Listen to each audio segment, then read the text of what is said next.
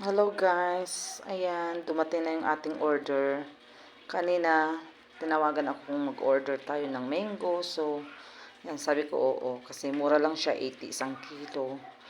Yan, nagpa-deliver ako ng 5 kilo. So, ito yung ilalagay ko sa ilalim. Binigyan ako ng medyo hindi pa hinog kasi hindi ka agad sabay-sabay makakain.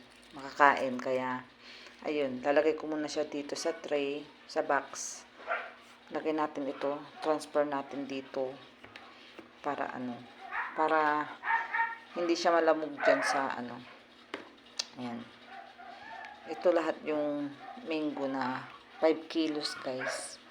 So, ang worth nito lahat is 400. 400. Kaya ako bumili ng marami guys. Kasi paborito ito ni Shakira at ni Yasachi. Si Gwen, hindi gaano sa mangga. Hindi niya gaanong kakon ang mangga. Pero, kumakain din siya ng mangga, guys. Kumakain din siya ng mangga.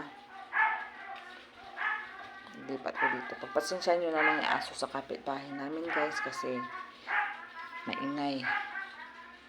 Ayan. So, ito lahat yung mangga, guys, na nabili ko na 80 ang isang kilo. Ang ganda niya, oh. Ang bango. Tapos, ang tamis siya, guys. Natikman ko na siya kanina.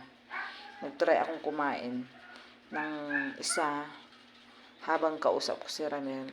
Kaya, yun. Tinransfer ko muna dito sa container, guys, para maayos naman yung lagayan niya at hindi madurog-durog. So, yan. That's it, guys. Thank you for watching. And don't forget to subscribe my channel and click the notification bell para updated kayo sa ating mga videos. Thank you so much, guys. Bye.